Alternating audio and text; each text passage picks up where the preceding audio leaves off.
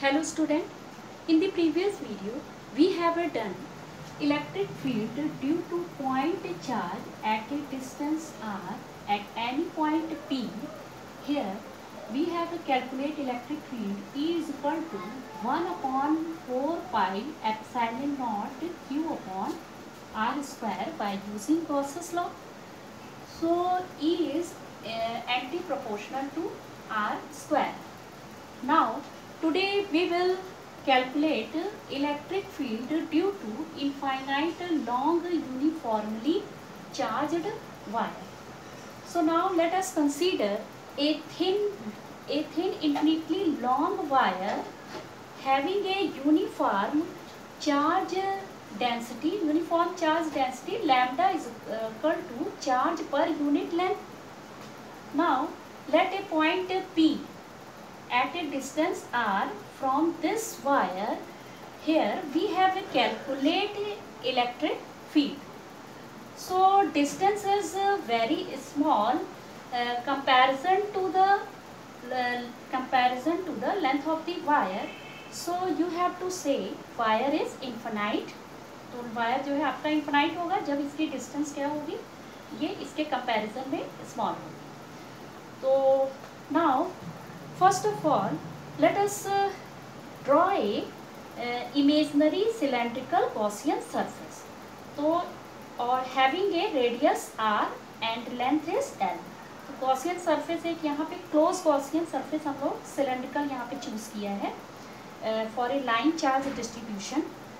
So since the length of the wire inside the cylindrical Gaussian surface is l, इसकी length क्या है, वो n है. So the charge enclosed with the Gaussian surface is Q is equal to lambda l. Lambda is linear charge density.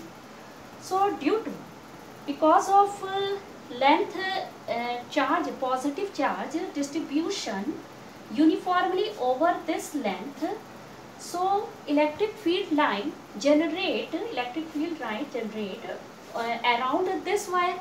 तो इस wire के around जो है इलेक्ट्रिक फील्ड जो है इस तरह से ये चारों ओर जनरेट करेगा, ठीक है, like bottle brush. So now total flux, अब जो है total flux passing through this surface, जो फील्ड लाइन निकल रही है इस फ्लक्स जो फील्ड लाइन इस सरफेस से लिंक होके वो जो है वो आपका क्या होगा, फ्लक्स होगा. तो according to Gauss theorem total flux passing through this surface is phi is equal to Q upon epsilon naught. So from Gauss's theorem, this is second equation. Q is equal to lambda is the first and this is second equation. Now the cylindrical Gaussian surface has three surfaces. तो Gaussian surface को हम three surface पे divide कर देंगे. S1, S2 two ends of the surface के ये S1 हो गया और ये S2 हो गया, और S3 is curved surface, ये वाला जो surface होगा curved surface. So there are three surfaces. So now due to symmetry, magnitude of electric field same and direction is normally outward. तो मैग्नीट्यूड ऑफ इसके सिलेंडर के क्या होंगे, इलेक्ट्रिक फील्ड जो है इसके चारों ओर अराउंड को सेम होगा, इसका मैग्नीट्यूड सेम होगा और डायरेक्शन हमेशा इसका आउटवर्ड रहेगा. तो next is let phi1 phi3 is electric flux linked with S1 S2 S3. तो यहाँ पे एक स्मॉल एरिया एलिमेंट जो है तीनों सर्फेसेस पे एक स्मॉल एरिया एलिमेंट को एज्यूम करेंगे. तो इस सरफेस पे हमारा ds हो गया, ये वाला सरफेस हो गया, एरिया ds हो गया, इधर भी इधर. अब इस वाले जो S1 पे एरिया ds है, एरिया वेक्टर इसका क्या होगा, नॉर्मल होगा. इलेक्ट्रिक फील्ड का डायरेक्शन तो नॉर्मली आउटवर्ड रहेगा. तो इनके बीच में एंगल क्या होगा, angle between electric field and area vector 90 degree. तो यहाँ पे cos 90 की वैल्यू क्या होगी, 0 हो जाएगी. तो यहाँ पे फ्लक्स 0 हो जाएगा.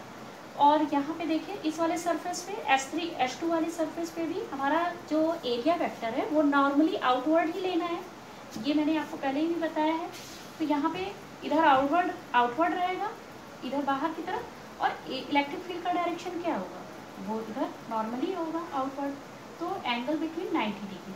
तो यहाँ पे भी जो फ्लक्स जो है passing through this small area element will be zero.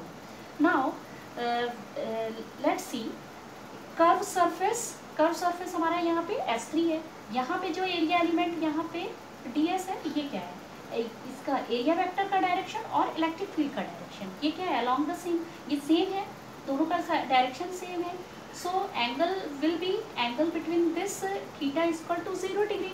तो cos 0 डिग्री की वैल्यू क्या होगी, 1 होगी। तो यहाँ पे electric flux passing through this small element area क्या होगा, वो जो है जो है फ्लक्स आपको यहाँ पे मिलेगा, जबकि इस वाले सरफेस पे और यहाँ वाले ये नीचे वाले सरफेस पे S1 और S2 पे फ्लक्स जो है आपका 0 होगा। सो